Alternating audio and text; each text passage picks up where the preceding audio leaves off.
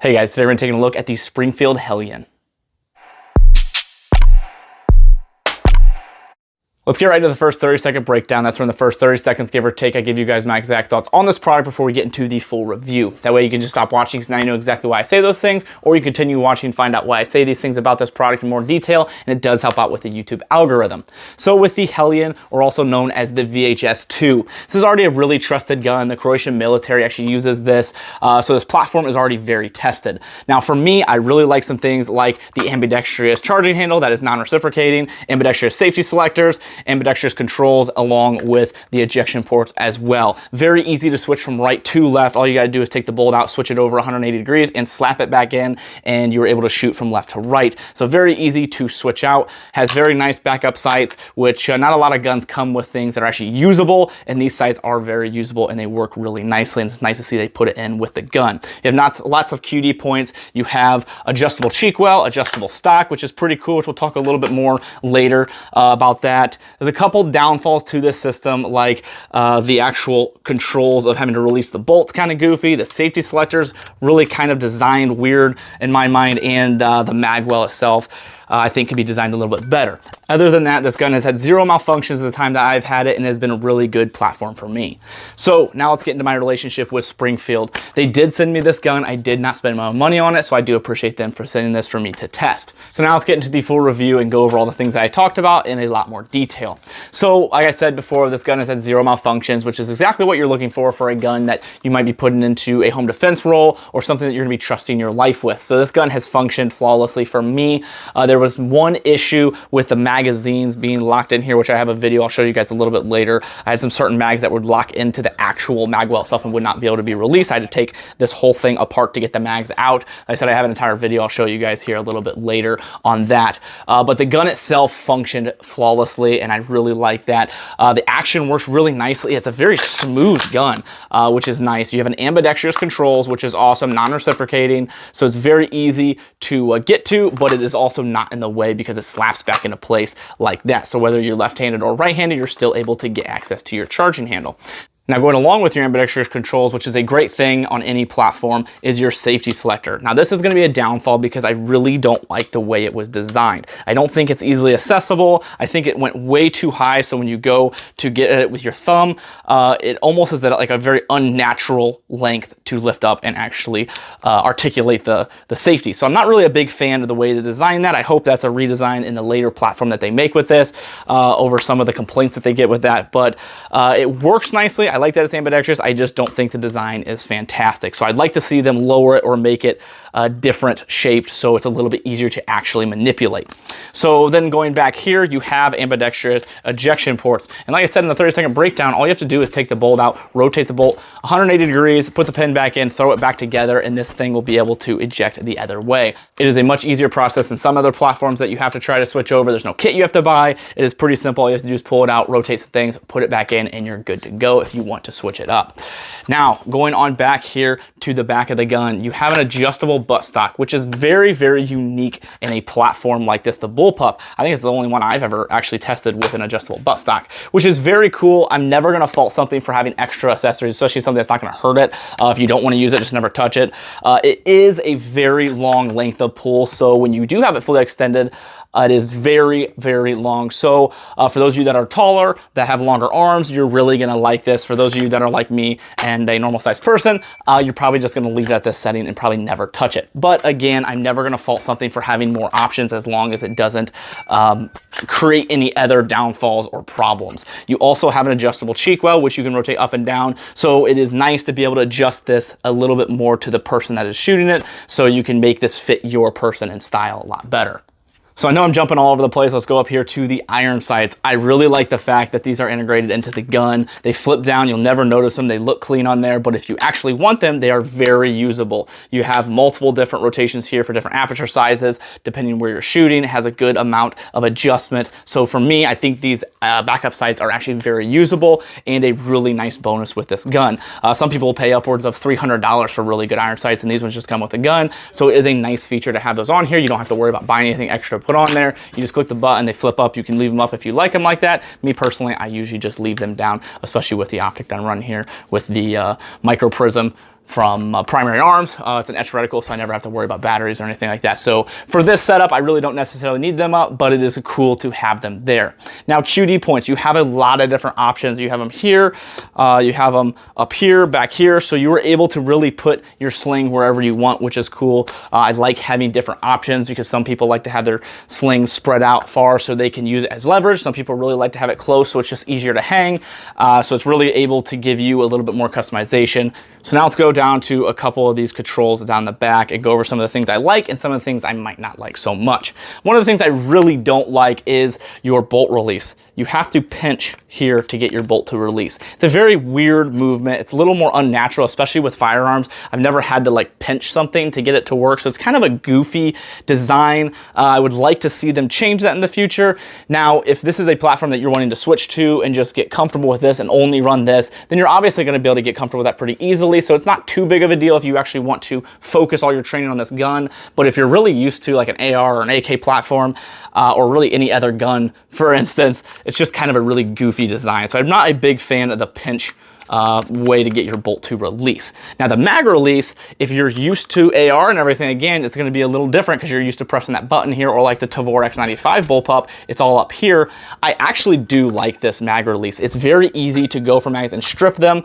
You're already gonna be here to get that mag out anyhow or put a new mag in. So it seems pretty natural just to grab here. You just squeeze together because this button's right here, and then you just strip your magazine. So I actually do kind of like that design. Again, if you're gonna switch to a platform like this, you're already gonna have to learn a new manual of arms, so it's not that big of a deal if you're gonna switch to it, but if you were just picking this gun up for the first time, you might fumble around with a little bit because everything's a little bit different location than what most people are used to. Now coming over to the grip, I really like the fact that they made this AR style grip because there are endless of options of AR style grips on the market, so you can really switch it whatever you want. Me personally, I like the BCM gunfighter grip that they chose. I think it's a really comfortable grip and it works for this gun for me, but everyone's different, everyone's grip's different, and their opinions are different, so you can choose whatever you want, and grips are cheap. 20 bucks, you can switch that out if you want and get something different. Now your trigger, with bullpups, if you know bullpups pretty good, that's really where they lack a lot. One of the benefits being you have a 16-inch barrel in this smaller package. The downside being the trigger setup because of the action being back here and you get a trigger bar and everything. The way the triggers are designed is just different and it's not very good. So you're gonna have a much longer, let me do it on this side. So it's a longer pull and then it's kind of mushy here and then it goes off. Reset, long reset, and there it is. So for trigger, it's not amazing. It's anything special. If you're thinking of a bullpup trigger or you're used to bullpup trigger, it's gonna be pretty common to what you see or use. It's definitely not anything that's gonna blow you away, but it's also not like, oh wow, this is the worst trigger I've ever used. So nothing special with the trigger. I was not expecting anything and I didn't get anything. So no loss there, but definitely not a benefit or a pro. So the triggers are not wonderful. So now for your handguard, you have M-LOK slots here on the sides and the bottom. I went ahead and added a Surefire M600DF on mine just so I can do some night shooting and other things like that. And I like to have this gun for just in case I actually need it, and all the guns that I use to actually protect myself will have a flashlight and optics. So same goes with this one. So I like to mount an optic or flashlight to this one. But I do like the fact that they went with M-LOK because it's very low profile if you're not using anything, but at the same time, if you want to add something, it's very easy to. I might add some other stuff here down the road, but for right now, I'm pretty happy with this setup. Moving further down, if you like to run suppressors, you have an adjustable system here to run suppressed or unsuppressed, which is cool because a lot of guys, especially nowadays, suppressors are becoming a little bit more common. You can just rotate this and turn it to suppressed, go to town with your suppressor, and then if you take it off, turn it back down to unsuppressed and shoot it. So it is nice to be able to actually adjust those things. And I personally do not have a suppressor for this gun and have not shot it suppressed, so I cannot give you guys any insight on that. But from what I've heard, this does run very nicely suppressed.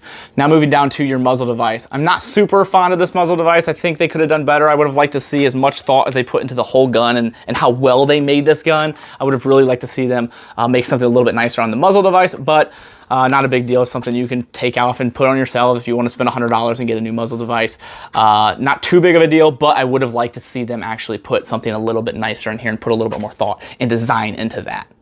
So now the only other thing that I will mention that I didn't mark as a con, but something I wanted to mention, is the Magwell itself. As you can see, it is basically the exact size of a magazine. It does not have much of a flare, if any at all. What I'd really like to see is them add a little bit more of a flare to this, so it's a little bit easier to get the mags in. You have to be very precise when doing mag changes, just because of how precise this Magwell is. I mean, it's the exact size of it. A lot of the new Magwells have a little bit of a flare, so if you have some kind of error, it can help self-correct a little bit and get that magazine into the gun.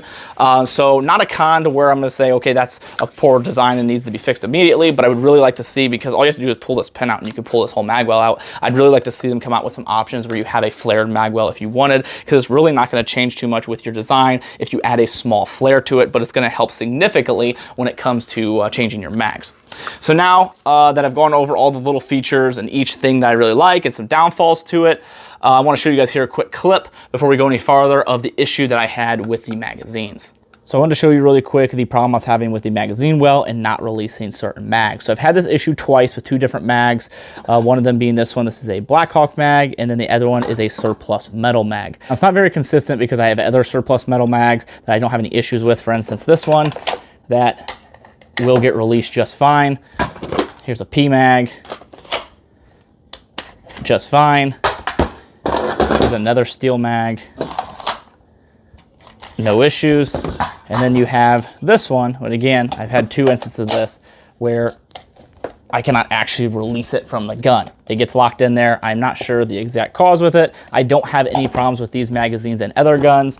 Luckily, the fix is pretty simple. You just pull this out, and then you can actually remove the Magwell, which is pretty cool how simple that is. And then from there, you can click the button and then actually remove it from the gun. So not sure if it's a magazine problem. I've had this magazine in a lot of other guns with no problems, but this one and then one other surplus mag are the ones that I've had issues with. So it's just something I wanted to mention for you guys. I am just a sample serving of one, so maybe it's just my gun for some reason has a goofy thing with those mags. I don't know. Here's a different one. I just want to show you guys the capabilities of all these other mags as well. There's no problems. Mission First Tactical. So not sure the issue. If I figure it out, I will let you guys know and I'll update you. But for right now, that is a problem that I am having and definitely wanted to mention to you guys. So now that you guys saw everything I think about the gun in all of its glory, hopefully this helps you make a better purchase decision for yourself, whether this is something you want to buy or something maybe you want to pass on, because it is at MSRP at $2,000, so it is an expensive gun. So hopefully there was something in this video that helped you make a better purchase decision for yourself to whether buy it or not. Other than that, guys, thank you so much. I really appreciate you guys watching the videos and taking the time to check my channel out. It definitely helps. If you guys want to help support the channel and things I do here, there's a couple ways to do that down in the description. There are some links that can help me out that go to my website, along with some discount codes that you guys can use to save some money. A couple of companies that help me in the channel and the things I do here are Howitzer and Brownells. Howitzer is a clothing company that donates 5% of proceeds to charity, and they make great clothing. Another company is Brownells. These guys show a ton of support to me and my channel, and I really appreciate them for that, so definitely check them out. I'd love to see Springfield do a couple of the changes that I mentioned to make this an even better platform, but we'll see what happens in the future, see if they end up making some changes or they just keep the platform how it is. Either way, it is a very good gun, again, with no malfunctions, and I've been happy with it. So thank you guys so much, and I appreciate you all.